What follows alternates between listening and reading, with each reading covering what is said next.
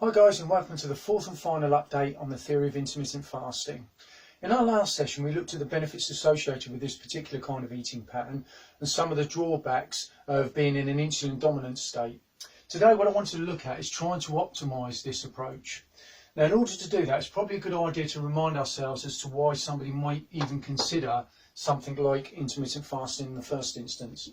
Now for many people, carrying around too much body fat is becoming an increasing challenge. We've all seen the stats regarding sort of obesity, both in the UK and worldwide. Low energy levels is something that's significantly on the increase, and I know a number of GPs report to have people coming in to see them purporting to be tired all the time. Increased disease risk. This is things like diabetes, heart disease, obesity, and to a large extent as well, there's a lot of association with various cancers. Now, this of course also results in a low mental and physical state, so our well-being is purported to be very low.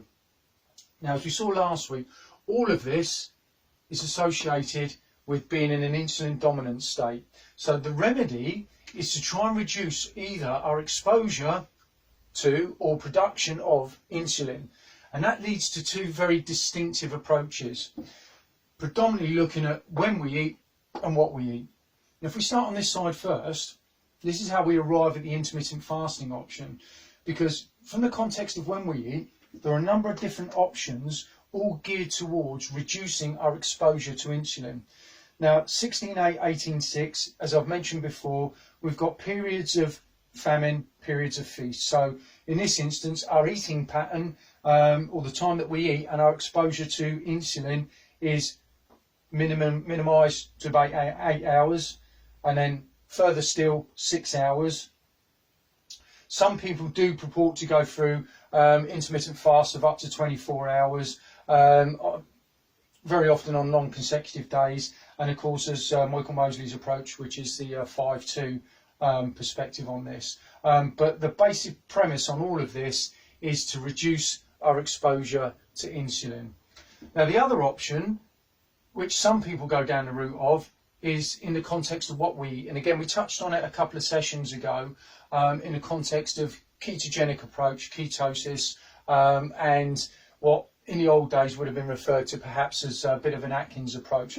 But essentially that gears along the fact that we're working towards a high fat, moderate protein and very low to no carb approach. And the idea with this one is, by virtue of the fact that we're not taking a lot of carbohydrate on board, any kind of insulin response, which you will get when you eat anything, is reduced significantly. Okay, so this is where we arrive at a situation where option 3, which a lot of people assume you have to do, is to incorporate both. In other words, intermittent fasting has to incorporate a ketogenic approach. That's not necessarily the case. I'm not going to bore you to death with the detail on ketosis and the ketogenic approach at the moment, other than to say that in an ideal world, we'd like to arrive at what we would refer to as a fat adapted state without necessarily having to go through the pain associated with ketosis.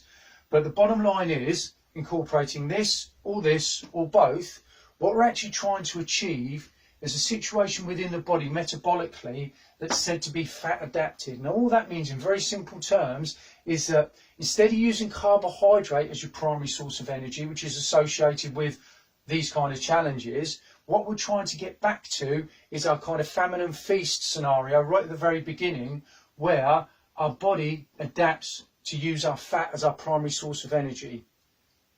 Now, there is an absolute bucket load of evidence from the likes of Dr. Van der Sheldon, Michael Mosley, as I mentioned just now, a guy called Jason Fung, Eric Berg, Anthony Augustine. These are all doctors, and there's absolute mountains of evidence to suggest that if we incorporate this kind of approach, our body fat reduces, our energy levels increase, HGH, or human growth hormone, is associated with a lot of cellular reproduction and benefits to us as individuals. That's purported to increase significantly.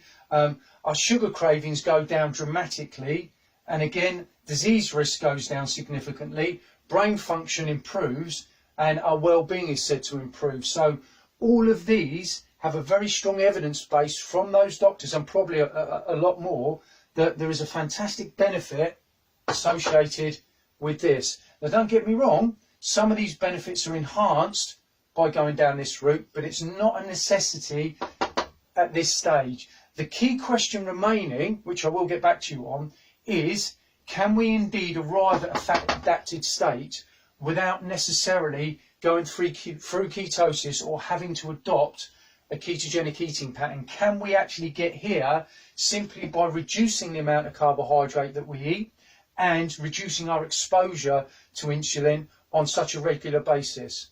So, as I say, this is the last one on the theory of IF, and the reason for that is because I'm actually sold on the benefits of this from a health perspective in general, but for me personally, like many fitness professionals, this little fella here has been the bane of my life: sugar cravings. If I can find something that actually effectively deals with this, then I'm going to be one happy chap. So, with immediate effect, I'm actually going to be incorporating the intermittent fasting process, and any updates in future will be on the journey and the practical aspect of it. So I'll get back to you hopefully in about a week, guys, and not entirely sure what to expect, but I dare say it's going to be interesting.